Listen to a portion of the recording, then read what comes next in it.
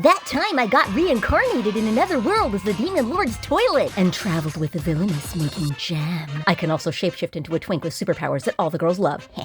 A giant sweat droplet appeared over my tank as I stared at the villainess's face, which was smiling happily. What kind of jam would you like to cook next, Benki-kun? Strawberry? Peach? Quote, ... end quote. The villainess asked me what kind of jam I wanted to make next, and I just sat there and stared at her nervously. Hoo, why don't you shapeshift into humanoid form, she asked seductively, running a finger along my seat rim. Her breasts were spilling seductively out of her red dress. It was making me so nervous I was grateful I was still in toilet form. But well, Princess Eveline, I stammered. I'll just let you make the jam. She sighed, her humongous breasts flopping emphatically. Fine, I'll make the jam by myself. I'll just have to sit on you later and tell you all about it. Pfah! Just after she slinked out of the tent, I shapeshifted into humanoid form with a pent-up sigh. Then a girlish scream of glee flew into the tent, hit me on the head, and knocked me onto the ground. Benki-sama! Florina screeched, jumping onto my prone body and grinning into my eyes. I found you at last! The Demon Lord has been looking for you, Gloriana sang, waltzing into my tent. Out of my tent, you lollies, I growled. What's a lolly? Florina asked innocently, her giant red eyes blinking as question marks formed in them. Oh, Benki-sama, you and that silly made-up language of yours, Beautifulina giggled. I caught my breath and stared awkwardly at the tent floor as the three beautiful women, who looked like they were 10 but were actually 1,000 years old, cooed and caressed my light blue hair. Benki-kun! The villainous Evelina gasped as she emerged in the tent. She was naked. You shapeshift for the Demon Lord's minions, but not for me? As the girls squabbled, I used my superpower that lets me get through any situation. In a flash of light, the girls were all quietly reading books, and I was finishing the batch of passion fruit jam. I remembered from the anime version of this story that I was a huge fan of in my past life, that the Demon Lord was allergic to passion fruit. This would be the key to his undoing. Oh hi, it's me, Sarah Moon, lying in a pile of light novels I've translated. I've handled a number of genres over the years, from isekai slime to isekai horror to isekai demon lord to isekai villainous, so I know a thing or two about what makes a light novel a light novel. I told you guys a few months ago, and 1/3 of you have read at least one light novel, 1/3 of you have seen an anime or read a manga based off of a light novel, but you haven't read any light novels, and 1/3 of you are uncultured Philistines. Okay, I've already done that bit, and this angle is extremely awkward, so let's relocate. Oh my god, books! Anyway, while light novels have been gaining popularity in the West, I'm just going to go out on a limb here and claim that they are not as popular as their anime and manga counterparts. And as somebody who translates light novels primarily for a living, this bothers me.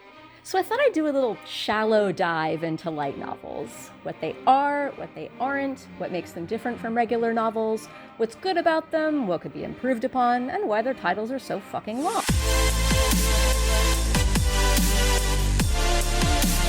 Part 1. That time I consulted Japanese Wikipedia to explain the definition and history of light novels and fell down a TTRPG rabbit hole. It seems that Shousetsuka ni Naro isn't all there is to light novels. There is no hard set date for the very first light novel, but it's generally agreed upon that the mid-80s was around the time that the first book that was called a light novel was published in Japan. Some novels published before then had been retroactively included in lists of light novels like Vampire Hunter D and Okanoie no Miki, with computer game and tabletop RPG magazines such as Fantasy Fair and Comtique as its predecessors. Kadokawa Sneaker Bunko and Fujimi Fantasia Bunko books hit the shelves in 1988. The TTRPG magazine Dragon Magazine was also first published then, and about half the covers of both magazines were devoted to the written works they were both serializing. According to Japanese Wikipedia, the definition of light novels is a bit squishy, but here are some general agreed-upon characteristics. They're like novelizations of manga and/or anime. They utilize manga-style illustrations and cover art. They're geared towards young audiences, middle and high school. Their prose is simple. They're dialogue-heavy. And they're short. This was not in the Wikipedia article, I'm just adding it. Their short length is where the word light comes from, as in a little light reading. And most of the light novels I've translated clock in at around 50k words. For comparison, the Hunger Games books each have an estimated word count at around 100k, each book in the Twilight Saga is estimated between 120k and 180k words, and The Hobbit is around 95k words. Meanwhile, my childhood favorites, A Wrinkle in Time and The Lion, the Witch, and the Wardrobe, are less than 50k words long. So I guess that kinda makes them light novels? They are both isekai, after all.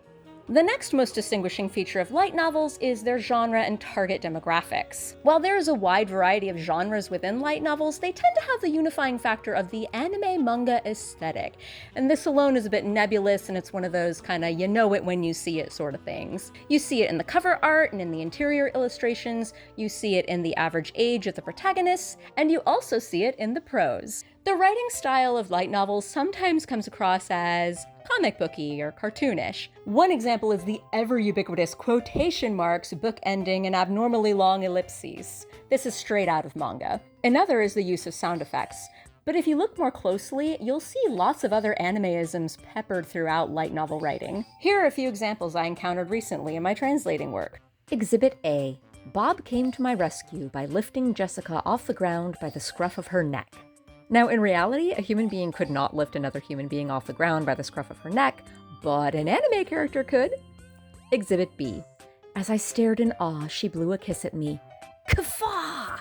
Princess Patty's projectile kiss had knocked me onto my back. This excerpt demonstrates two light novelisms I outlined earlier, using sound effects and cartoonish narration. An actual projectile kiss can't knock a person on his back, but I can imagine a cartoon projectile kiss doing just that. Exhibit C. As I howled from the bellows of my soul, Bernice's eyes shrank to small dots. Eyes shrinking to small dots is an anime and manga mechanism meant to show that a character is extremely perplexed or uncomfortable. Most writers would not use this metaphor in a typical novel. So light novels are generally made by anime fans for anime fans, and many of the anime that get made today are adaptations of light novels. And sometimes it's the other way around. The first light novel, whoa cat, nope. The first light novels I read were actually companion novels to Shigeyugi, one of my favorite anime and manga series from the 90s. The third major distinction between light novels and regular novels is the way in which they're published. Most light novels start out as serialized web novels. You may have heard the phrase naroke used as a pejorative to describe anime series based off of light novels. This is from the website Shousetsuka ni naro, which literally translates to let's become a novelist. Anybody can upload their novel to the site, one chapter at a time, and if your series is particularly good or popular, it might be picked up to be officially published. It's kind of like AO3 in a way. Because it democratizes novel writing and opens it up to anybody, the quality really varies. Some are extremely well written, philosophical and intellectual, and others are derivative fan servicey trash. And sometimes we want trash. So taking everything into account, I think the best Western equivalent of light novels is self-published YA fiction. Though some books can run longer, the optimal word count for YA fiction is about 50 to 80k words. Light novels lean towards the shorter end of this range, but they still fit. The target demographic and the protagonist age range also matches. And like English language YA fiction, light novels tend to be fantasy, sci-fi, and teen rom-com. Woo! It came untied again. The English translated light novel industry. The English language light novel industry is still quite young, still only a couple decades. Slayers was one of the earliest to be officially translated and released in English by Tokyopop in 2004, then re-released by J Novel Club in 2020. But as for other titles popular in the aughts, the first volume of Toradora wasn't published until 2018, 12 years after its original Japanese release and well after the anime was released worldwide. And Oreimo does not even have an official English translation, but I would be very happy to do one. It's trash and I love it. The first volume of Sword Art Online was published by Yen Press in English in April of 2014, 5 years after its initial Japanese release. Notably, the English version of the light novel was published just a few months after the anime started airing worldwide. And I think it's pretty safe to say that at least in English-speaking regions, the popularity of a light novel series is often predicated on its popularity as an anime series. Light novels are a relatively new art form. They started in the 1980s and didn't really take off until the 20-teens. This is true both of the industry in Japan and of their English language adaptations. Light novels are YA genre fiction, often in the 50 to 60k word count range, that are serialized online and in magazines. Light novels are meant to appeal to young, anime-loving audiences, and they are often adapted into anime as well. Part 2. Reincarnated as an anime. Finding out how popular light novels are compared to traditional novels in Japan and in North America. Sword Art Online, ReZero, That Time I Got Reincarnated as a Slime, Danmachi, Konosuba, Toradora, Apothecary Diaries, My Happy Marriage, My Next Life as a Villainess, Ascendance of a Bookworm, Record of Lodoss War. These are all incredibly popular anime, both domestically and internationally. If you're watching this video, chances are very high you've seen at least one of them, if not the majority. The other thing these series all have in common is they are all adaptations based off of light novels. A shockingly high number of anime that get made today are adaptations of light novels. If you go to this site here, you can see a list of every anime that was adapted from a light novel, and there's over 600 entries! But although anime adaptations of light novels are quite popular, how well do these light novels actually sell? It's very difficult to find any reliable data on the English adaptations of light novels. A lot of the links are sketchy AI shit, but here's some of the rough numbers on the Japanese light novel industry sales. We have That Time I Got Reincarnated as a Slime at number 1 with over 56 million copies sold, The Apothecary Diaries with 45 million, Guin Saga with 33 million, A Certain Magical Index with 31 million, SAO at 30 million, The Irregular at Magic High School at 25 million, Slayers at 22 million, Haruhi Suzumiya at 20 million, and Danmachi at 20 million. These sales numbers are, however, a little bit misleading. You have to consider that these are series with lots of books in them, so taking that into account, here are the rough sales numbers per book. This time, The Apothecary Diaries is on top with 2.8 million. Also, take into consideration that most of the series on this list have been in circulation for more than 10 years, more than 30 years in some cases, so it's not exactly a fair comparison to compare them to books that have only been out for, say, a few years. Still, with a population of over 124 million people, this means about 2% of Japanese people purchased The Apothecary Diaries. Okay, it's probably more like 0.2% of the population bought several copies of The Apothecary Diaries, but it's still pretty impressive. For a little comparison, one of the series I'm translating, The Weakest Tamer Began a Journey to Pick Up Trash, reached the milestone of 2 million copies sold as of October of 2025. That's about 133,000 copies of each book sold in Japan. To compare these figures with other popular young adult fiction in the West, guys, this was really hard to do, by the way. It's so hard to find reliable data. Anyway, the Twilight series sold about 160 million copies worldwide as of the year 2020. That's about 40 million per book. Now, taking into account that the world has about 8 billion people and Japan has 125 million, this means about 625,000 sales per book per 125 million people. Compared to our little top 10 best-selling list that we created earlier, this actually puts Twilight towards the bottom at just 0.62 million Japanese copies sold per book. Now, I still don't think that the available data is all that reliable, and it's really difficult to compare apples to apples, but I think it's pretty safe to say that at least in Japan, light novels are just as popular as YA fiction is everywhere else in the world. Part 2.5. That time I learned that light novel titles are long for more than one reason. SEO is certainly part of it, but at this point it's basically a meme and no self-respecting light novel title is going to be shorter than 45 words long. According to Inokuma Yasunori, an editor at Kodansha Light Novels, around 2006 with titles like Toradora, you wanted something short and snappy that had a good ring to it. But with Dengeki Bunko's 2008 release of the hit series Ore no imoto ga konna ni kawaii wake ga nai, this changed. Other publishers followed suit and decided to make their titles more explainy as well. This also has something to do with search engine optimization. Since many light novels start out as web series on sites like Naro, the more keywords you can fit into your title, the more likely it is that somebody will find exactly what it is they want to read. This is why some series titles sound more like a back cover blurb than a title. That being said, most light novel titles, and manga titles, and anime titles, and anything in Japan really, is often shortened into a 3 to 4 syllable tidy nickname. Tensei shitara suraimu datta ken becomes tensura. Dungeon de deai o motomeru no wa machigatte iru darou ka becomes danmachi. Kono subarashii sekai ni shukufuku o becomes konosuba. While I personally find gratuitously long titles detrimental to the appeal of a series, I think it's neat to see how English-speaking fans make their own abbreviated versions of these titles. Often they'll just take the Japanese abbreviation, which adds to the exclusivity of this niche hobby. But personally, I wish we exercised more creativity in these adaptations and gave them more appealing titles. For more thoughts on translating series titles, I've got a 30-minute video on my sister channel, Sarah Moon Japanese. Okay, time to change out of this outfit for my ADHD viewers.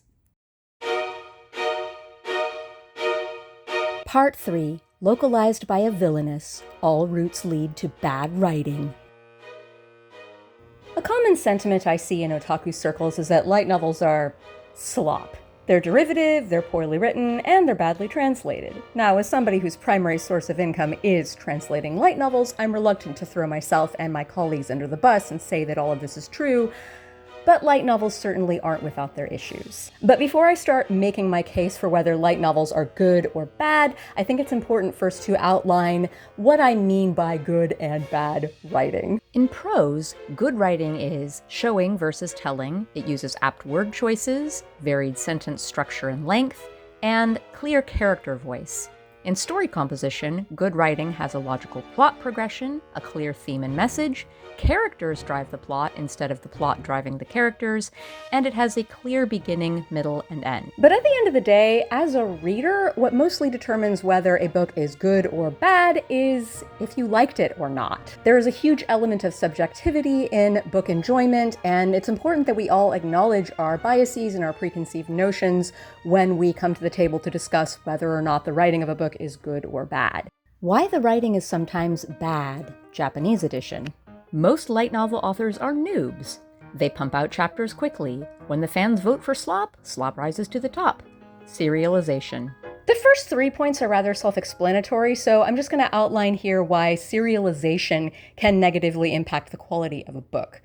When a book is released one chapter at a time, it's much more difficult to plan out plot points well in advance. This means you have check-off guns that never go off, characters that get forgotten, and sometimes things that should have been edited out that stay in. As a writer, there's a certain amount of planning that you can do ahead, but let me tell you, as a writer of my own novels, I am so glad that I waited until I wrote up to book 5 in the series to start publishing with book 1, because there are so many plot points that I can allude to that come up later in the series, and also I can make the character arcs a lot more clear and satisfying. A book that's published one chapter at a time can be okay if it's a stand-on-its-own book, but if it's a series, I think that's where serialization hurts a book. Another problem with serialization is redundant sentences. So when you're writing a novel series, often you have to start the next novel in the series with some exposition, a little recapping. Here's what happened in the last book in case you forgot. If you're releasing your book one chapter at a time, you have to include this exposition at the beginning of each chapter. So when it's published as a novel, it gets awfully redundant. It's like, why do I have to be reminded what happened like 4 pages ago? I just read it. Another problem with series published serialized is that the books rarely have a clear beginning, middle, and end. So the longest running series I'm translating right now is The Weakest Tamer Began a Journey to Pick Up Trash. And at the time of recording, I recently finished translating chapter 700. Chapter 700.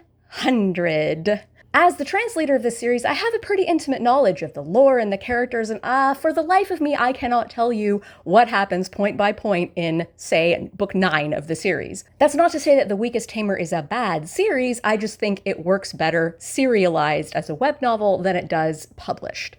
Why the writing is sometimes bad. English edition. As I mentioned earlier, the English translated light novel industry is quite young. That means that most of the workers in it have only been at this for 5 years or less. I myself have only been translating light novels since the year 2022. Everyone in the industry improves with experience, however, and that is why it is important that working conditions are good enough so that everyone will stick around. Foreshadowing. When it comes to story structure, there's not much that English localization teams can do to fix bad writing. But if the prose itself is bad, that could be for a few reasons. Either the prose was bad in the original Japanese and we're just doing a faithful adaptation, or the translator and/or editor did not take the time and care to craft the words into a good, the opposite of what I'm doing right now.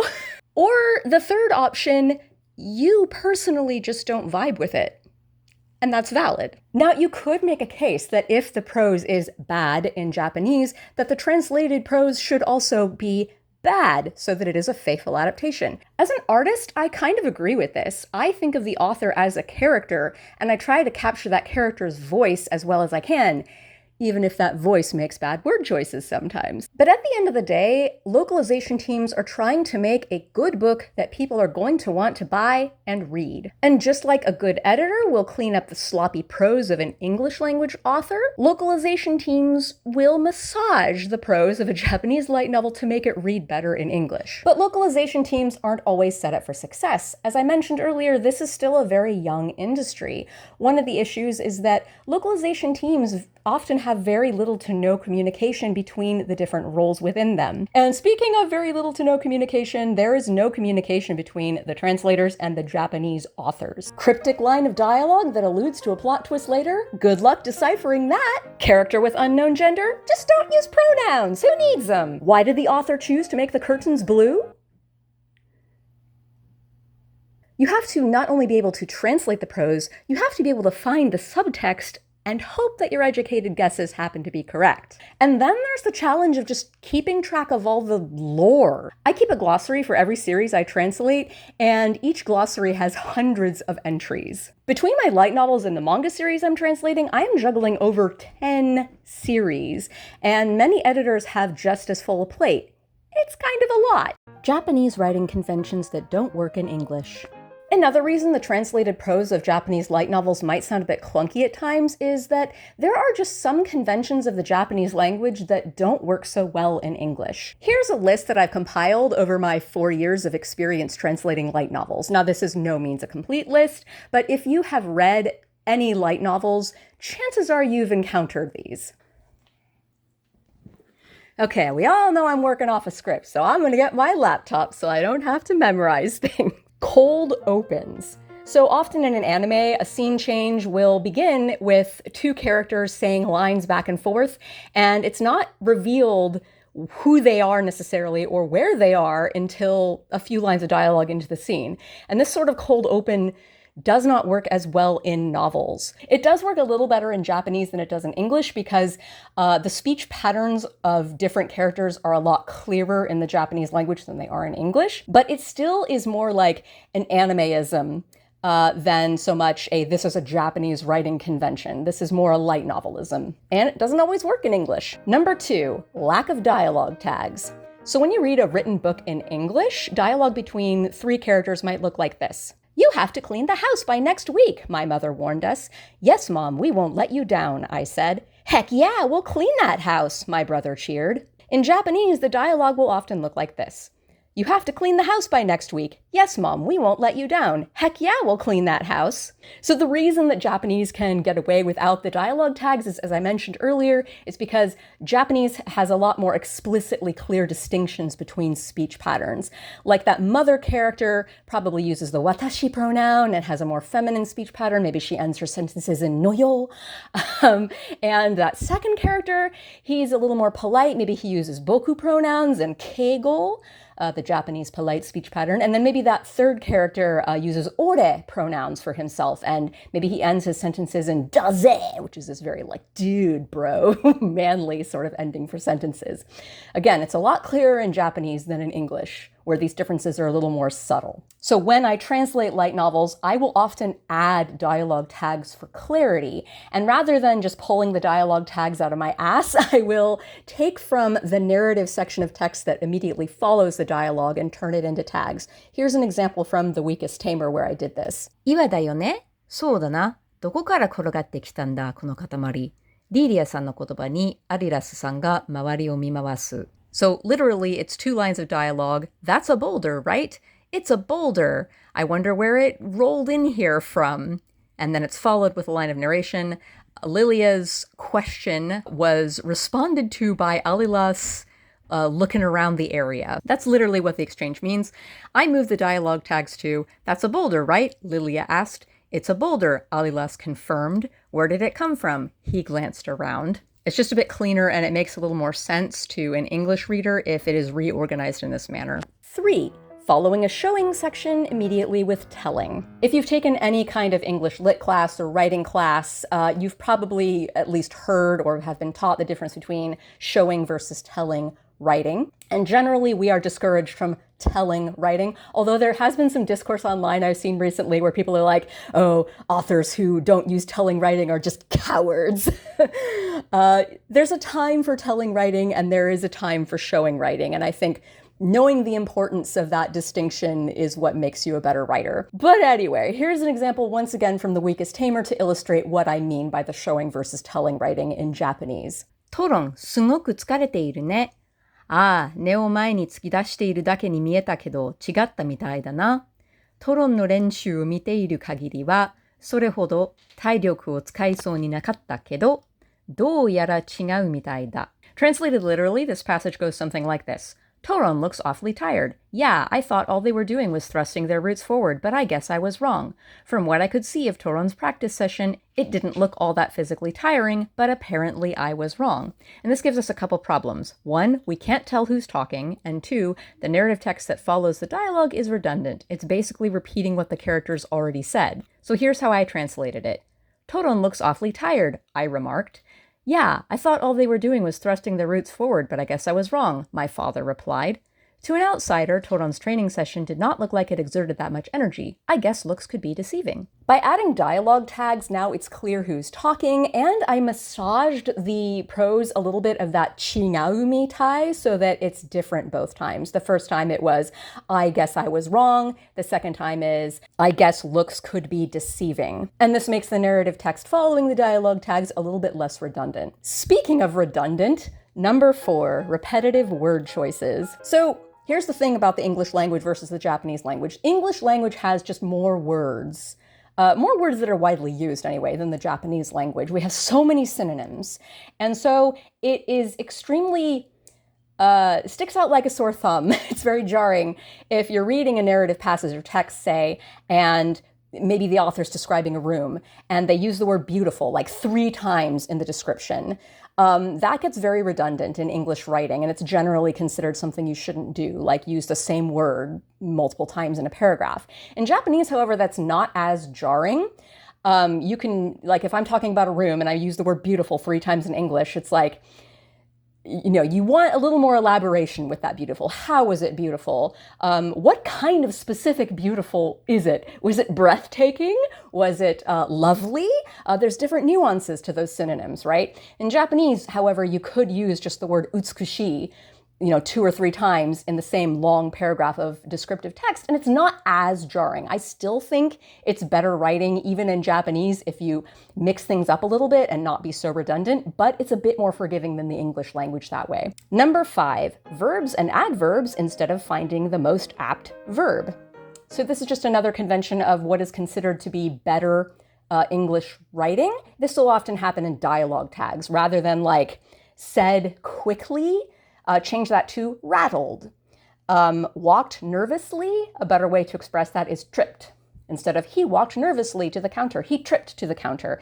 It paints a clearer picture of exactly how he's ambulating to the counter, and then that tripped tells you, aha, why would he trip? He must be nervous, kind of thing. And it's just, again, it's more the showing versus the telling. Here's another example. Yelled authoritatively. You could instead just say the character barked. And it paints a clearer picture. And it's, again, more showing and less telling. But Japanese, they're a lot less likely to find the most apt verb because, again, they're just not as verbose as English. They don't have as many words as we do. Number 6, inconsistent verb tense. So this is a thing. When you're writing an English novel, you're supposed to keep the tense consistent, right? You're either writing your novel in present tense or you're writing it in past tense. Usually it's going to be past tense. Bob walked to the store and he bought a banana. He sniffed it and say, what a delicious smelling banana.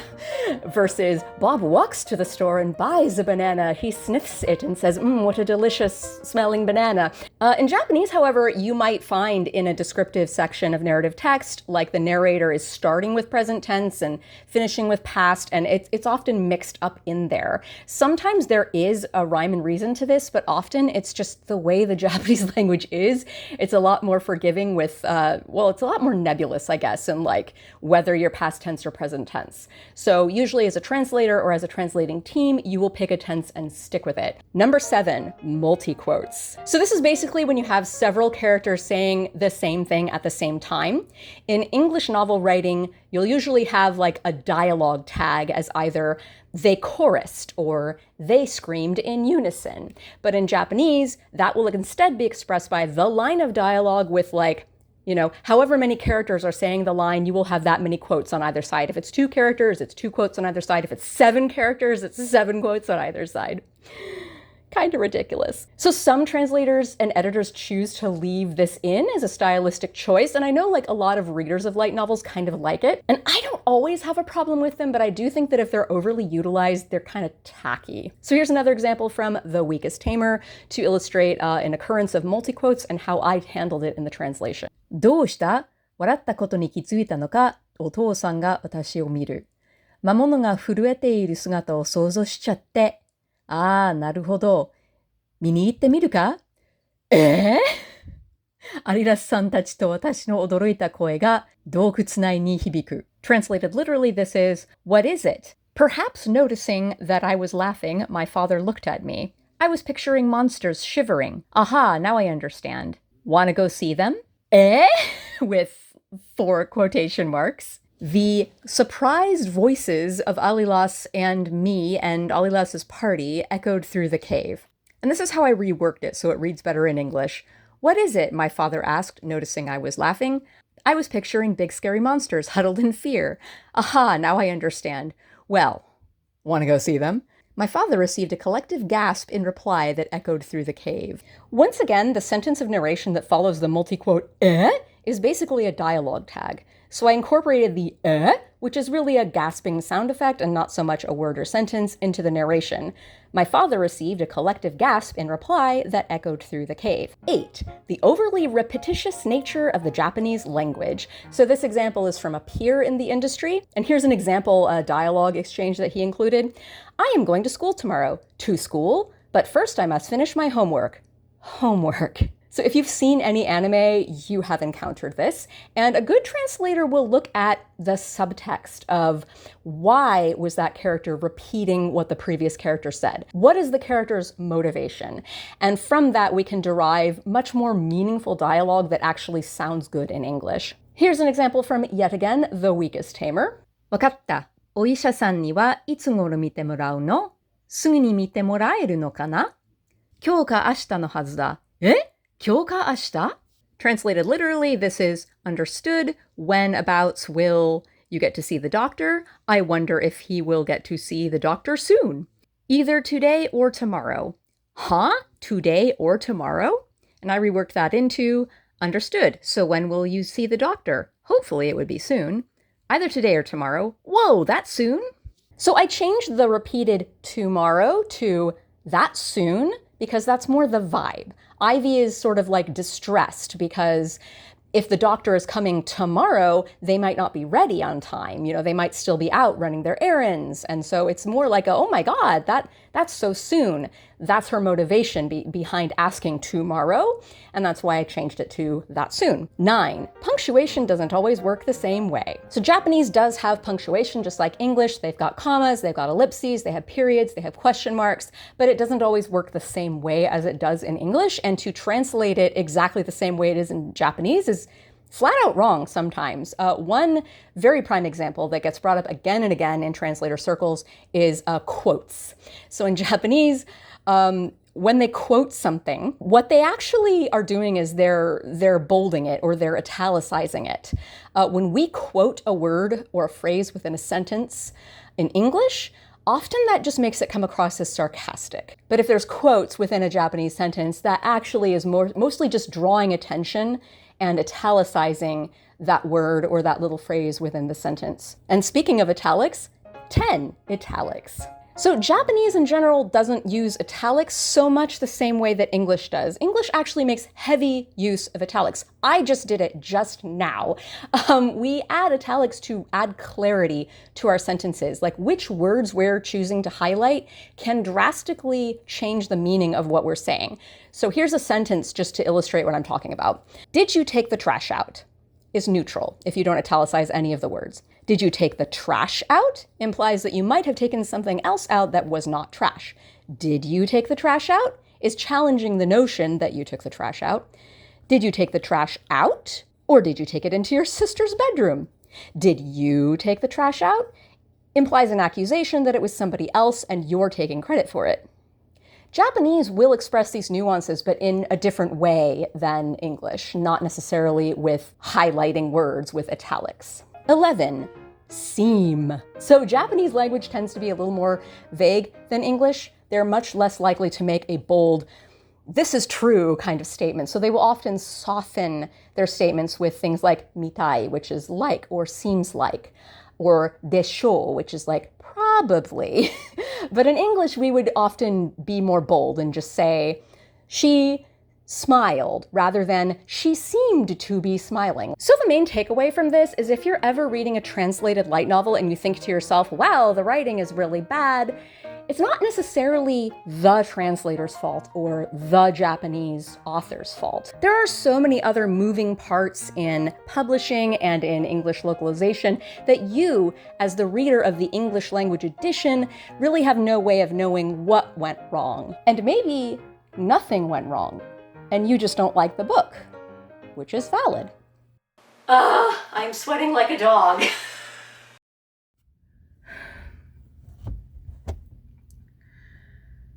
As somebody who is both a writer and a translator of novels, I have thoughts. The main issue that writing and translating share in common is neither is meant to be a viable career.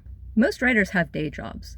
They write their novels during the evenings and the weekends, and during that little pocket of time between 3 and 5 a.m. when their perimenopausal ADH brain keeps them awake for no fucking reason. Most writers don't make a ton of money per book either unless their novels sell remarkably well. And even if you go through trad publishing, you're expected to promote your own novels. It's kind of bullshit. Most translators of novels are in the same boat. Generally, we're expected to take 2 months to translate a light novel. And while I'm not at liberty to tell you what we're paid per light novel, let me just say it's not an amount of money that you could live on unless you were living in your car.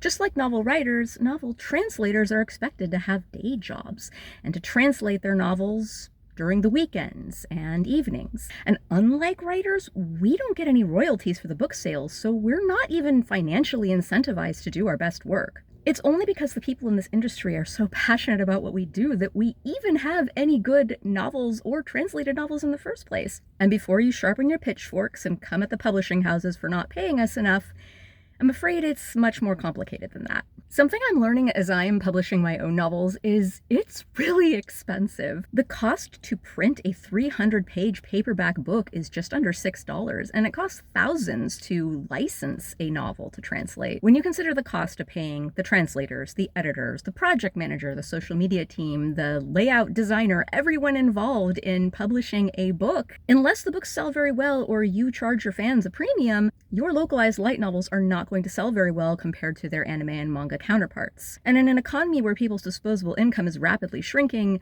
margins get even tighter. Now, remember when I said this a couple minutes ago? The main issue that writing and translating share in common is neither is meant to be a viable career. Let me rephrase that. The people in power decided that writers and translators don't deserve a living wage. You know how the government pays scientists to research things regardless of what results they might produce? Oh, wait, excuse me. Remember how the government used to pay scientists to research things? That is because we, the people, believe that advances in medicine are important enough to invest in... You know, this analogy would have been stronger a couple years ago. Anyway, what if we, as a society, collectively invested in art? Or better still, what if we as a society collectively took care of each other's needs so that we would all be free to pursue whatever career we wanted? Plot twist, this video is about UBI. Yes, some of the issues with light novels are skill-related. Let me reiterate a third time. We are a young industry with inexperienced workers. But the other issue is time and money, and motorcycles driving on the street while I'm trying to film a video. But the other issue is time and money. Only the most passionate of us who are willing to take a vow of poverty have any longevity in publishing. It's a systemic issue that's going to take time, organizing, and a realignment of our priorities as a society to fix. In the meantime, if you want to do your part to help light novels grow, buy light novels when you can, ask for them at your local library, and tell people about the light novels you like. Believe it or not, word of mouth is very effective. Okay, time to close out this video. Part 5. That time you stuck around till the end of the video, so you were rewarded with a light novel giveaway by 7 Seas. A light novel I translated last year for 7 Seas just got published, and I am very excited to be able to give away 2 copies. Distorted I Love You is very much not your stereotypical light novel. It's a collection of vignettes with one common thread: the apocalypse. The POV characters come in a variety of ages and identities, the writing style is a little more art house cinema than anime, and the themes are philosophical and viscerally emotional. This is the most challenging novel I have ever translated, but I also think it's the best, so even if you don't win in the giveaway, I highly encourage you to either buy a copy of this or ask for it at your local library. To enter the giveaway, find my email address in the video description and send me an email with Dead Poets Society as the subject line. I'll be accepting submissions through 1 week after the upload date of this video. Thanks for watching to the end, and thank you to my coffee donators and my channel members. I'm going to be doing a dramatic reading from Distorted I Love You for the August channel members video, so click that join button if you want to hear that. Also, a huge thank you to my supporters on Patreon for supporting my own writing. My debut novel will be out very soon. Check the video description for more info and stay tuned for a video about that. Bye!